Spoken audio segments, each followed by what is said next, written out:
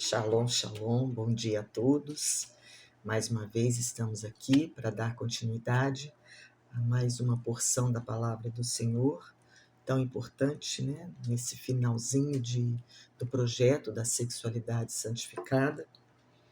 E eu agradeço muito a Deus por essa oportunidade maravilhosa, porque temos alguns testemunhos impactantes sobre todo esse tempo que nós estamos fazendo esse projeto tão importante e tão necessário nos tempos que estamos vivendo. O meu nome é Dulce, sou filha ministerial da profeta Andréia, e hoje nossa palavra vai estar em Ezequiel 16, e é sobre renovação de aliança. Bom, para nós podermos entrar dentro do contexto da palavra, eu vou dar uma pequena abordagem sobre o profeta Ezequiel e o tempo que ele estava vivendo, né? Ezequiel viveu nesse tempo em 590, mais ou menos, e 570 antes de Cristo. Ele estava como cativo na Babilônia, no exílio, né, que o Senhor trouxe sobre Israel, Judá, né, Jerusalém, e ele vivia na Babilônia, e ele era contemporâneo de Daniel e Jeremias. Daniel e Ezequiel eram mais ou menos da mesma idade, mas Jeremias é um pouco mais velho, e talvez por causa disso, Daniel e Ezequiel continuaram o trabalho, né, de Jeremias. E Ezequiel era casado e ele vivia em Quebar, na Babilônia, como eu já falei, e como um cidadão judeu, porém cativo, né, exilado. Mas eles viviam normalmente, eles não eram presos, eles não eram escravos, eles estavam sobre um cativeiro, mas eles eram livres dentro da Babilônia. E ele teve, eu dividi aqui em 4 formas dele de estar vendo aqui o livro de Ezequiel. Ele abrange 4 etapas. Então, a primeira etapa era entregar a mensagem divina do Senhor de juízo ao povo apóstata que estava habitando em Jerusalém, Judá, naquela época. Então, Deus fez ali um juízo, não com a intenção de destruir o povo, mas com a intenção de trazê-los novamente para a sua presença, porque eles tinham se perdido. Eles estavam diante de uma prostituição espiritual muito grande. 2, conservar a fé do remanescente fiel, que estava ali em cativeiro, mas que não tinha caído na prostituição. Porém, quando Nabucodonosor invade Jerusalém e leva o povo cativo, muitas pessoas ali não estavam fazendo abominações diante do Senhor, mas também foram, né? Então, tinha um remanescente ainda fiel ali, e Ezequiel estava fortalecendo a fé deles ali dentro daquele cativeiro para que eles permanecessem fiéis a Deus, que aquela situação não era para sempre, ia ter um fim. 3, falar sobre a restauração do povo, renovando a aliança com o Senhor. Tinha uma promessa de renovação de aliança, tinha uma promessa de libertação do cativeiro, e Ezequiel tinha a mensagem sobre isso para aquele povo que estava ali. E 4, a última parte era trazer a responsabilidade de cada indivíduo diante de Deus. O que é isso? É mostrar que eles estavam naquela situação não só por causa de antepassados que fizeram coisas erradas, né, de seus ancestrais, mas também por causa das suas próprias responsabilidades. Porque naquela época, Judá, Jerusalém, estava debaixo de uma apostasia espiritual muito grande, que ele foi comparado a Samaria e Sodoma. Olha só. Então, esse é o contexto de Ezequiel. E nós vamos agora para Ezequiel 16, um pouquinho 15 também, e 16, para a gente saber como que se termina esse capítulo com como que eu vou dizer, com uma mensagem de força, de renovação, de mantenham-se firmes, isso vai acabar, mas com condições, tá bom? Vamos lá. A futura obra redentora de Deus, conforme revela o Novo Testamento, tanto física como espiritual. Ezequiel faz essa comparação com o que estaria sendo revelado no Novo Testamento também. Então, ele prepara a nação para uma futura redenção física e espiritual baseada também em Jesus Cristo, na renovação da aliança da graça, porque eles viviam pela lei, certo? Então, nesse texto de Ezequiel 16, começando aqui agora propriamente dito, é a maior alegoria da Bíblia. O que é uma alegoria? Eu fui ver no dicionário e está escrito assim, ó. É uma figura de linguagem que consiste em representar uma coisa para dar ideia de outra coisa, um estilo retórico.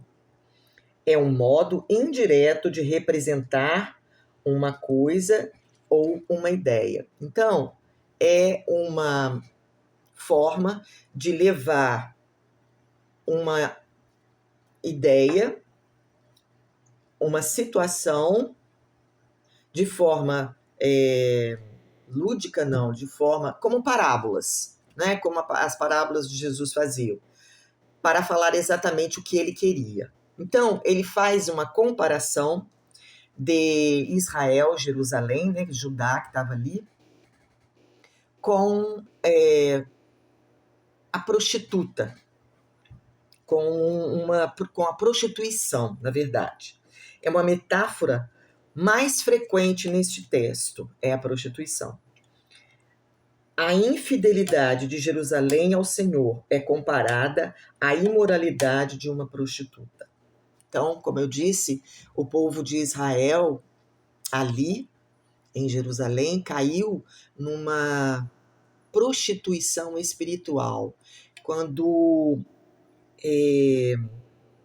fala da condição de Jerusalém, que é mostrado por meio dessa alegoria, eles fazem essa comparação de estarem afastados de Deus e fazendo coisas que desagradam completamente, muitas abominações, como o sacrifício de crianças. Diante de Deus, eles colocam essa palavra prostituição, mas no caso aqui, prostituição espiritual. E não, por coincidência, o projeto é sobre sexualidade santificada.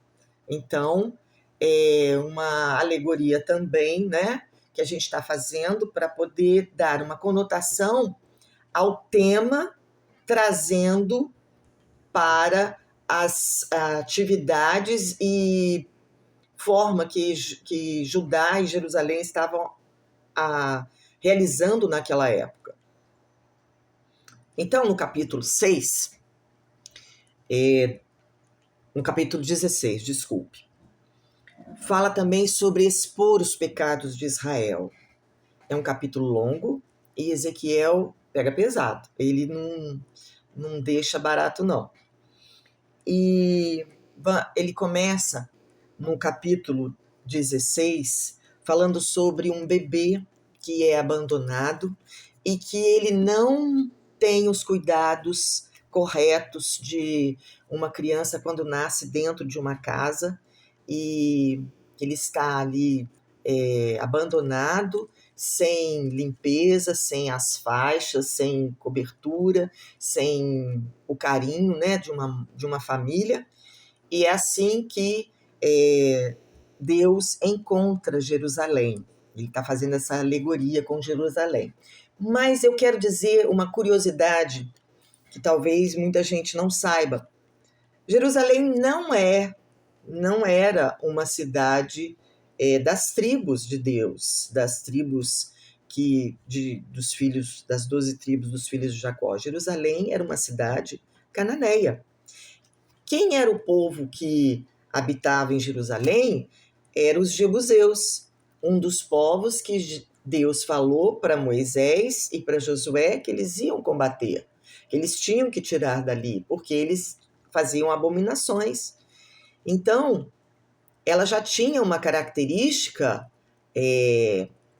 de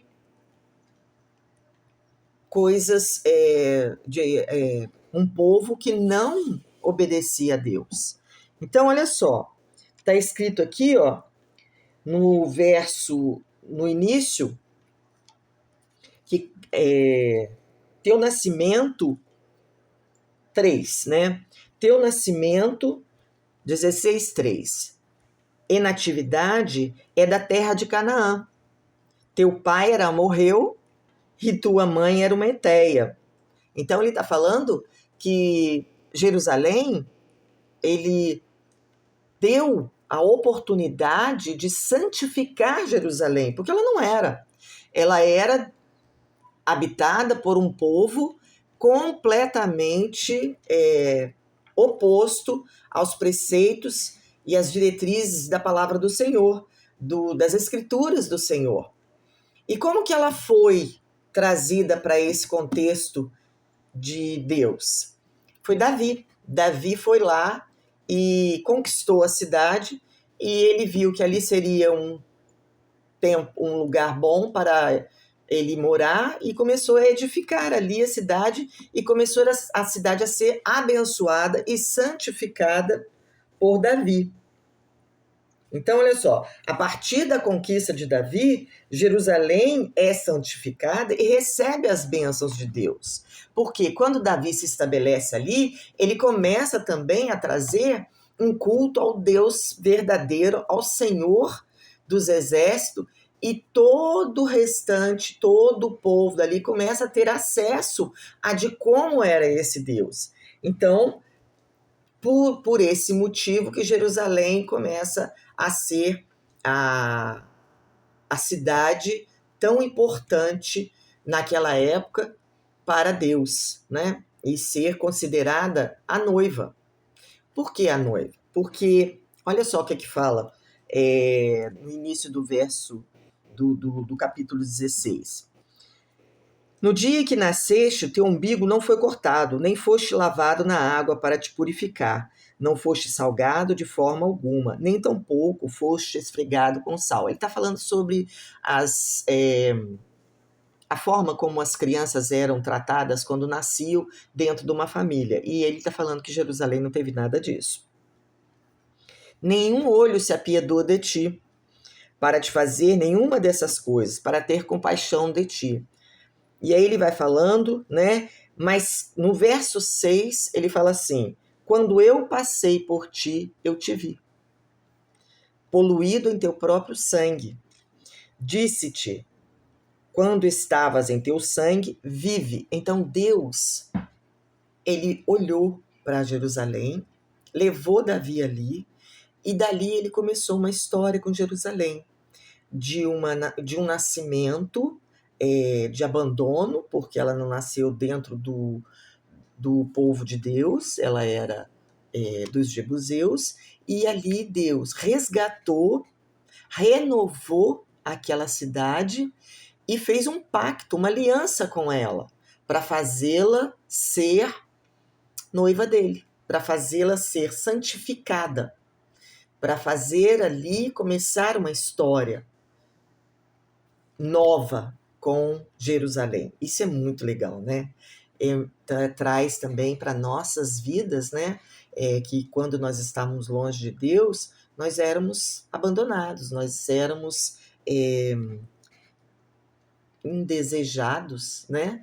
Pelo Senhor, no seguinte, indesejados não, mas talvez não estávamos, não conhecíamos Deus, e Deus esperava que nós tivéssemos uma oportunidade para conhecê-lo. Então o Senhor coloca situações das nossas vidas, nos dando oportunidade para conhecê-lo e trazendo Jesus para a nossa vida, para termos uma vida em abundância, como Jesus falou, né? E aqui ele está fazendo essa comparação com Jerusalém. Mas há, há, há, há um pensamento de Deus lá no final de resgate, de renovação, de aliança. Então, nós vamos ver aqui durante o texto que ele resgatou Israel, né, Judá, Jerusalém, ele deu vestes novas, ele vestiu, ele ornamentou, ele cuidou desde pequena, criou Jerusalém, levou ela à maturidade e quando ela estava na sua maturidade, ele a desposou, ele tornou-se o esposo, né, daquela cidade, adornando-a de todas as formas lindas e maravilhosas, como fala sobre o texto. Quer ver? No verso 13 está escrito assim: assim tu foste ornada de ouro e prata, e as tuas vestes eram de linho puro e fino, de seda de trabalhos bordados, comeste fina farinha e mel, e azeite, e foste extremamente bela, e tu prosperaste em reino. Então Deus deu toda a oportunidade, toda a capacidade para que aquela cidade, que antes era jogada às traças, digamos assim, ninguém dava, como que eu vou falar? Ninguém dava real potencial para ela, e Deus trocou, renovou essa visão e colocou ela como uma cidade linda, maravilhosa, próspera, com os parâmetros do Senhor, um povo sendo conduzido às diretrizes, aos ensinos, aos preceitos da palavra do Senhor, fazendo ela crescer, multiplicar e ser abençoada em todas as áreas, assim como nossas vidas, quando conhecemos ao Senhor. Amém? E aí, o que acontece? Olha só. Depois de tudo isso, Jerusalém se torna novamente maldita. Por quê? Ela dá as costas para esse Deus que a resgatou, que cuidou, que a adotou, e começa a praticar abominações. Começa a praticar culto a deuses pagãos, começa a trazer toda essa imundícia para dentro dela, e o Senhor colocou profetas, Jeremias falou, colocou pessoas para estar tentando abrir os olhos do povo, né, da cidade, das pessoas que estavam habitando ali, para que parassem, voltassem para a presença do Senhor e parassem de praticar tais atitudes, mas eles não escutaram e continuaram cada vez pior. Como eu disse antes, nesse texto, Deus compara Jerusalém com Sodoma. Olha os pecados de Sodoma, com Samaria. E ele diz nesse texto que Israel foi mais fundo do que Sodoma e Samaria.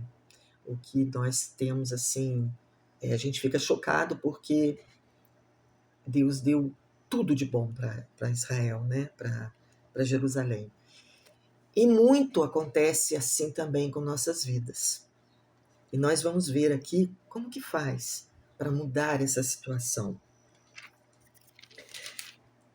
A partir disso, Deus ensina para nós o amor que ele tem por nós. O amor que ele tinha por Jerusalém, apesar dela estar fazendo aquilo tudo, e o amor que ele tem por nós. Porque nós não merecemos ser quem nós somos. O resgate e a graça e a restauração que ele nos ofereceu e nos deu gratuitamente, assim como ele deu para Jerusalém naquela época, jogada, né? Abandonada, ele deu a vida de Jesus também por nós na cruz, para que fôssemos resgatados e renovasse a aliança conosco. E fomos acolhidos e inseridos à família de Deus. Isso é muito importante trazer isso, porque nós temos que ter consciência dos nossos pecados. E o que Deus fez? Israel, Jerusalém, não estava com consciência dos pecados dela. E ele usou de juízo, ele usou Nabucodonosor para trazer juízo, né?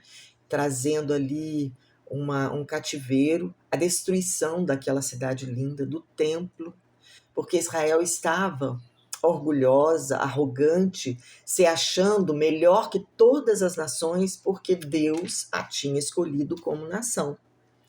Mas ela abusou dessa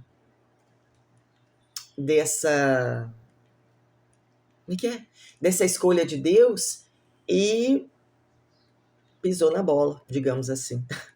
Ela achou que o amor de Deus por ela era incondicional, e era mesmo, mas que Deus nunca feriria, porque ele amava muito ela. Mas isso é um erro. Nós temos aí muitos pregadores, falsos profetas, né? Que nesse tempo iriam se levantar, trazendo uma falsa ideia da hipergraça.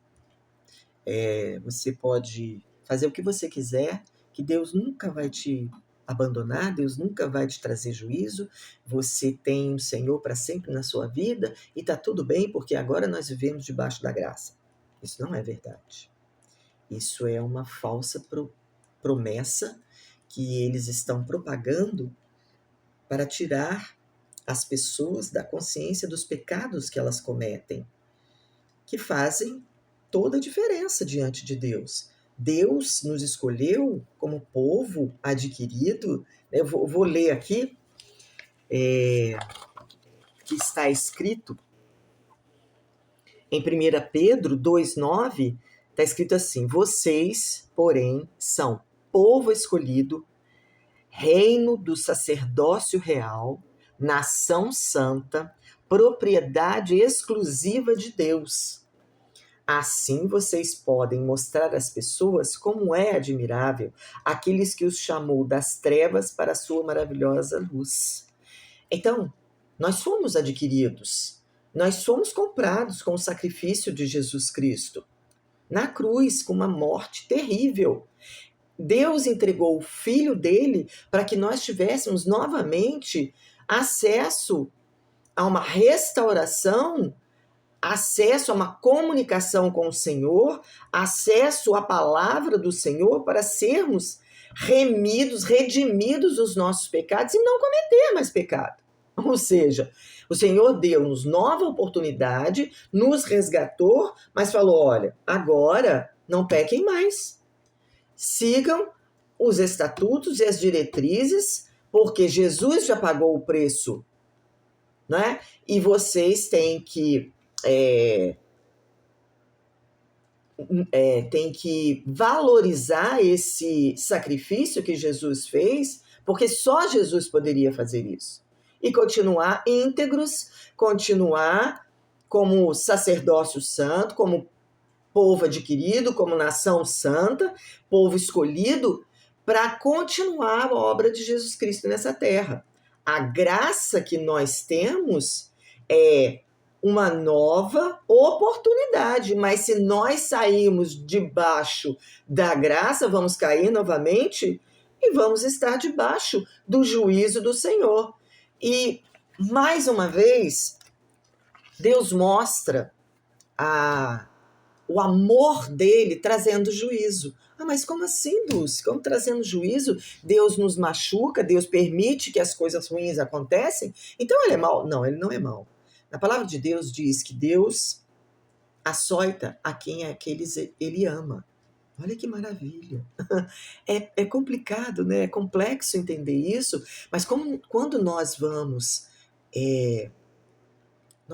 progredindo no nosso crescimento, na nossa intimidade com o Senhor, eu acho que eu já falei isso, o Senhor dá uma forma ampla de entendermos a palavra, de nos alinharmos com o Espírito Santo e trazendo clareza para entendimento espiritual, não é? Porque é no Espírito que nós entendemos isso, não é na nossa carne, que aquelas coisas ruins que acontecem conosco são permissões de Deus para trazer-nos de volta para o aprisco dele, para que nós possamos ter consciência de nossos pecados, parar de pecar, nos arrependermos, que é através do arrependimento, e tornarmos santos novamente debaixo da graça do Senhor, daquela graça que Jesus abriu esse portal novamente. Nós não estamos debaixo da lei, porque a lei não nos leva para a salvação. A lei nos leva como um espelho para termos consciência do pecado. E a partir da lei que nos dá orientação, que nos dá a capacidade de enxergarmos nosso pecado através das diretrizes, das bases, dos fundamentos da nossa fé, que nós vamos estar nos arrependemos. E aí, buscando a salvação através da graça. Então, não tem uma hipergraça. Tem uma graça através do arrependimento e não cometer mais. E é isso que no capítulo 16 está colocado. Então,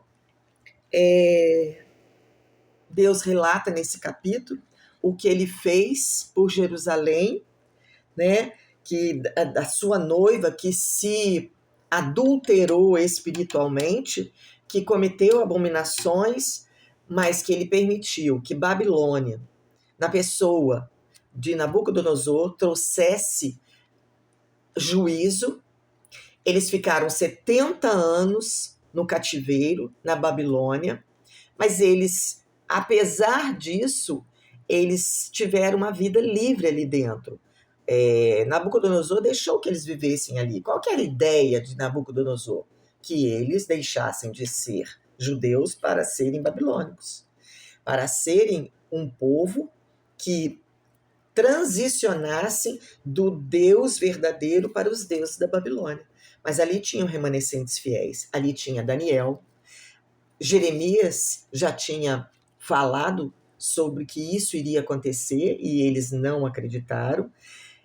Daniel, que não praticava as abominações, né? Mas que foi levado junto com o povo, apesar de não ser apóstata. Mas o que Daniel fez? Ele permaneceu fiel ali, trazendo àquele povo uma capacidade deles continuarem fiéis a Deus, apesar de estarem longe da sua cidade natal, e terem visto a cidade serem destruída, tudo ser destruído, o templo maravilhoso de Salomão ser destruído ali. E mesmo assim, ele trazia uma mensagem de renovação, de libertação, de fim do cativeiro, se eles se posicionassem novamente na presença do Senhor. Ou seja, ele trazia uma mensagem de graça, ainda estando debaixo da lei. Ele já apontava para Jesus Cristo. E quando a esposa, que se tornou prostituta, nessa alegoria tão grande aqui, a maior da Bíblia, Ezequiel mostra que, apesar de todas essas formas que Jerusalém se comportou, que fez tantas coisas que não eram para fazer, que entregou seus filhos em sacrifício no fogo, que prostituiu-se no templo sagrado, que começou a cultuar, a fazer sacrifícios a deuses pagãos, com orgias, com tudo de ruim, tudo de ruim. Assim como o povo, nesse complexo contexto de 2025 que nós vivemos, não é? E que nós estamos vendo, como há pouco tempo, o carnaval, né? Aquela coisa horrível ali, tendo muitas situações de falsos profetas, falsos pastores, trazendo uma bênção a Sapucaí. Isso não existe. Isso é abominação diante do Senhor. Abençoando um culto que é debaixo de, como é que eu vou falar? Tradições africanos, né? Cultura africana, da Umbanda e Candomblé. E eu vi um vídeo em que uma dessas pessoas, dessa religião, dessa cultura, estava dizendo que a Páscoa era dos judeus, o Natal era dos cristãos, mas o Carnaval era da macumba.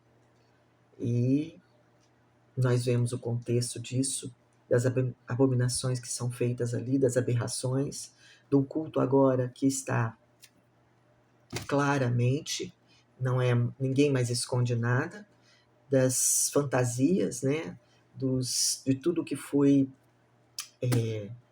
vivenciado ali, fazendo um culto a Satanás. E nós estamos aqui diante da palavra do Senhor há 590 anos antes de Cristo, né? Olha o tempo de a mesma coisa acontecendo, e se passaram milênios, 2 milênios, e nós continuamos da mesma forma. Então, porém, Deus ainda continua trazendo uma mensagem para nós de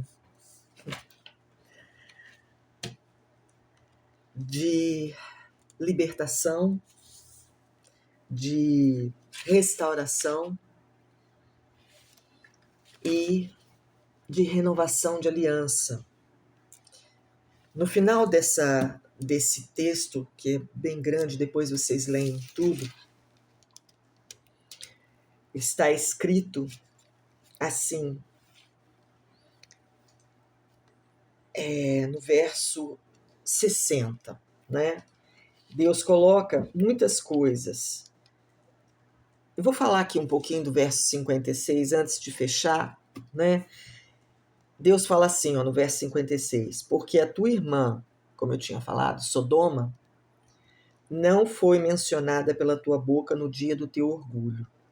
Antes que a tua perversidade fosse descoberta, como no tempo da tua vergonha, das filhas da Síria e de todos os que estão ao redor dela, as filhas dos filisteus que te desprezam ao redor. Tu tens carregado a tua lascívia e tuas abominações. Está falando sobre Jerusalém, comparando ela com Sodoma. Diz o Senhor, porque assim diz o Senhor teu Deus, eu farei contigo como fizeste que desprezaste o juramento, quebrando o pacto. Deus fala para ela o tempo todo, você quebrou, eu te livrei, você se adulterou com os sírios, com os egípcios, você fez política, você se rendeu a cultos de deuses desses povos, E o tempo todo o Senhor fala, mas no final, ele fala assim: sempre tem uma esperança. Essa é a mensagem que Ezequiel traz no final. Por isso que ele fala bastante sobre as coisas que aconteceram de ruim com Jerusalém. Ele fala sobre o juízo de Deus, mas ele fala do amor de Deus por Jerusalém. E essa mensagem, ela não termina de uma forma ruim, ela termina trazendo esperança, apontando para Jesus Cristo no Novo Testamento, né? E porque Deus nos ama, tanto que ele deu o seu único filho para nós, né? Nunca estamos tão longe que não podemos ser resgatados. Basta responder pela fé ao chamado de Deus. Por isso, o capítulo termina com essa chave de ouro, trazendo a certeza que se nós nos arrependermos, buscar o Senhor, buscar mudar as nossas atitudes, parar de pecarmos, ter total mudança de atitude, voltar para a presença do Senhor, ele renovará a sua aliança novamente conosco. Então, vou fechar aqui lendo esse capítulo. Olha o que o 60 está dizendo. Mas, contudo, eu me lembrarei do meu pacto contigo nos dias da tua juventude, porque Deus tinha feito um pacto com Jerusalém. Ele a tornou esposa, lembra? E estabelecerei para ti um pacto eterno. Então te lembrarás dos teus caminhos, te envergonharás quando receberes tuas irmãs, tua mais velha e tua mais nova, Sodoma e Samaria. Ele continua fazendo essa comparação. E te darei por filhas, mas não pelo teu pacto, não pelo pacto dela com as filhas. Eu estabelecerei o meu pacto contigo, e saberás que eu sou o Senhor. O Senhor estabelecerá novamente um novo pacto em Cristo. Ele está falando, ele está fazendo uma alusão agora ao sacrifício que Jesus fez na cruz. E você saberá que eu sou o Senhor. Olha que lindo, meu Deus. Para que possas lembrar e te confundir e nunca mais abrir a tua boca por causa da tua vergonha, quando eu estiver calmo em relação a tu, quando fizeste, diz o Senhor teu Deus. Então, essa é a nossa esperança, mesmo que nós passemos por um tempo de infidelidade, de adultério espiritual, adultério também físico, né? Como na sexualidade nós estamos falando, não fique preso às palavras que Satanás fala nos nossos ouvidos. Tenha a sua mente cativa aos pensamentos que Jesus tem sobre você, sobre mim e sobre você. São pensamentos de paz, são pensamentos para o bem. Satanás fala no nosso ouvido quando nós estamos sem o capacete da salvação, quando nós estamos aflitos, e nós podemos falar assim: não, eu fui longe demais, agora não tem mais jeito para mim. Não pense assim. É o inimigo querendo que você volte como o cão volta ao seu próprio vômito. É o inimigo querendo dizer para você: Deus, eu te esqueci, já era. Mas, se para Jerusalém, que foi totalmente contrário às diretrizes, aos parâmetros, aos ensinamentos de Deus, que tinha separado ela, e começou a se adulterar, né, espiritualmente, você também, que teve esse adultério físico, começou a praticar obras no físico também, você também tem, através, né, da pornografia, enfim, de muitas atitudes que levam o homem cada vez mais fundo quando ele se afasta de Deus. Você tem esperança. Basta se arrepender, basta você voltar os seus caminhos, basta lembrar de onde o Senhor te tirou, basta voltar a, a orar, a pedir ajuda, não é? E esse projeto, ele tem essa característica, esse propósito de ajudar a pessoas que talvez alguém já tenha falado para ela: você não tem mais jeito não, não tem mais salvação para você, você já tá lá com o pé no inferno. Não, o Senhor ama a todos aqueles que Ele trouxe a este mundo, porque todos nós temos um propósito a cumprir. E estamos debaixo da graça, sim, da graça que o sacrifício que Jesus Cristo conquistou para nós na cruz. Essa é a graça verdadeira. Nós temos que valorizar o sacrifício de Jesus, porque nós fomos comprados com o sangue dele. O sangue dele está sobre nossas vidas.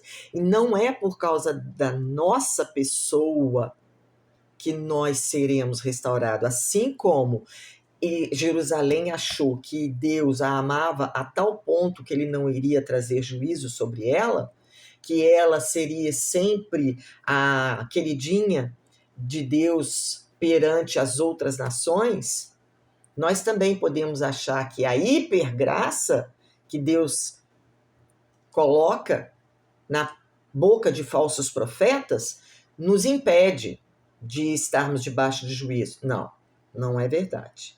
Essa é como eu disse, um caminho para a mentira, a falsidade, a falsa promessa.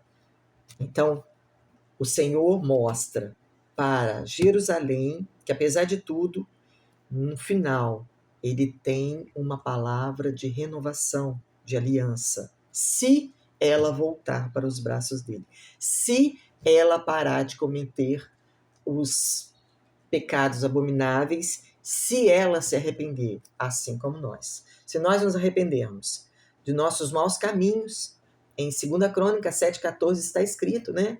Buscarmos a face do Senhor, mudarmos de atitude, né? O Senhor sararia a nossa terra, o Senhor escutaria as nossas orações, o Senhor traria renovo. E é isso que eu quero trazer para vocês nessa mensagem de Ezequiel 16, em todo o capítulo, baseando na palavra do capítulo 62. Eu estabelecerei o meu pacto contigo e saberás que eu sou o Senhor. Amém? Eu oro ao Senhor para que essa palavra tenha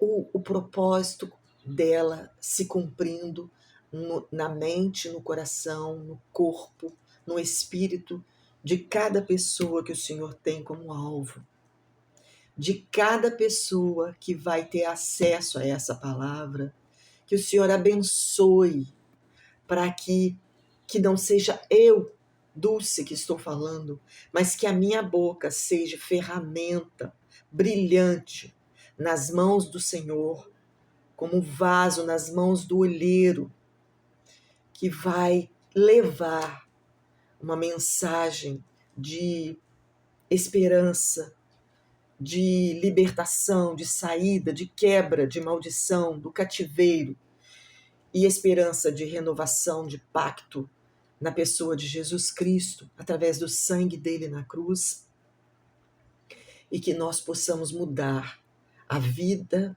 ao redor de nós, a nossa família, os nossos filhos, as nossas gerações possam ser tocadas, das nossas gerações futuras, através dessa quebra de maldição, que talvez os nossos ancestrais fizeram, cumpriram esses atos de abominações, desculpa, e que nós estamos enfrentando as consequências agora, que parem em nós, que nós possamos cortar essas maldições, que daqui para frente o nosso basta, nosso posicionamento, como o apóstolo Éder tem dito, que 2025, eu coloquei aqui, escrito aqui, é o ano do posicionamento, fazer tudo com excelência, que neste ano de posicionamento nós possamos dar um basta a essas maldições, a essas liberações no mundo espiritual sobre nossas vidas,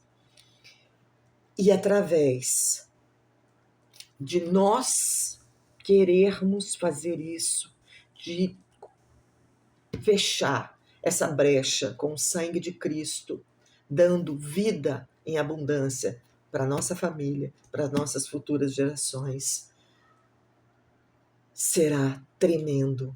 Então, nós somos privilegiados, como a profeta Andréia disse, de estarmos quebrando essa maldição, de que na nossa linhagem o Senhor nos encontrou para dar esse basta nessa maldição e trazer vida e abundância, assim como Jesus trouxe, sendo maldito no madeiro, e que nós possamos valorizar toda essa plano de redenção do Senhor, que Ele estabeleceu nas nossas vidas, desde a fundação do mundo, e possamos trazer as sementes que estão dentro de cada um, que o Senhor colocou nessa terra, para fazer cumprir o propósito dele. Você e eu temos uma semente, e o diabo tem nos impedido, através de muitos pecados, principalmente da sexualidade, porque o diabo odeia o sexo, e ele transforma um presente de Deus para as nossas vidas em pecado, como ele faz todas as coisas que Deus traz para nos abençoar, ele tenta transformar em maldição. Então, que essa palavra caia como um bálsamo na tua mente, no teu corpo, no teu coração, no teu espírito, neste momento. Em nome de Jesus. Que vocês sejam abençoados com a palavra santa do Senhor, que é maravilhosa e que eu tanto amo estudar. Em nome de Jesus. Amém?